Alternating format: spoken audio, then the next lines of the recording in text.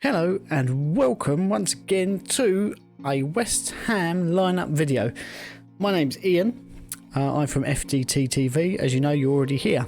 Our next game coming up is Liverpool away. It's going to be quite a difficult game. They have got a fair few injuries. Van Dyke's died. Matip's out injured. Fabinho's out injured. So defensively, they're a little bit frail. We're in good form, so touch wood, we'll have a good result. And yes, before you say anything, I am wearing a bobble hat indoors, but it's a West Ham one, so that's allowed. We start off this time. We're going to do it a little bit different. We're going to start off with the substitutes bench. Now, I will say we're going to stick with the 5-2 or 5-4-1, depending on how you want to say it, formation.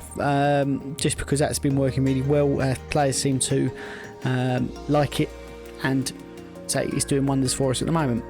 I will say this is based on my prediction that Antonio, although yes, we see him against Tottenham with an ice pack, he come off in the last match, that he's fit and playing. That's what I'm hoping for, because that would be our strongest lineup. If he's not, then obviously this will change a little bit. But on the bench, we've got Mark Noble, Sebastian Haller, Robert Snodgrass, Fabian Balbuena, Manuel Lanzini, Andre Yarmolenko and Pablo Fornals. Now, two players have been in the last two lineups predicted for myself and for the last few weeks. The first being a man at the top there, Pablo Fornals. I do feel it will be a little bit harsh if he's dropped for this game, but I feel like David Moyes will want to bring in our new Algerian king in Saïd Benrahma. I feel like he's going to take that place. Fornals didn't have the best of games against Man City, but he was being man-marked by Kyle Walker, so in that sense, sort of understandable. Balbuena has been reasonably consistent for us since Diop had COVID, and has also been the he's been the source of most of our goals. They've all come down that left-hand side in between him and Kufau. And it's not that he's necessarily out of position. He is sometimes, but he's not that quick. So he's been caught out a few times, and that's where some of the goals have come from. So that's why I've taken those two people out. Now in goal, we've got Lucas Fabianski, solid starter. I feel like he's not going to be around forever though, so we need to start looking at potential new goalkeepers, because Darren Randolph just isn't up to scratch. Nathan Trott maybe isn't ready. I thought that Jack Butland might have been a good shout, but he's gone to Palace, so see what happens there. Maybe Kepa on a cheap deal. Maybe not.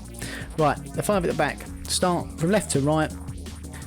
Arthur Masuaku, Aaron Cresswell, Angelo Bonner. Issa Diop reclaims that place in that back three, and Kufau. Aaron Cresswell has been the defender that's been involved in the most goals in the Premier League this season. So for a lot of people saying he's rubbish and this, that and the other, he's not. He's just maybe not the best winger, but playing as a centre back, being able to push forward a little bit and put in those set pieces, fantastic. Play to his strengths, not his weaknesses. Now in midfield, as always, Declan Rice, Thomas Souček. They've seemed to have quite a good partnership now, and are doing really well together, so that's fantastic. On the right, Jared Bowen. On the left, Saïd Benrahma. Both people who like to run with the ball and have got that quality to put in passes and can score goals.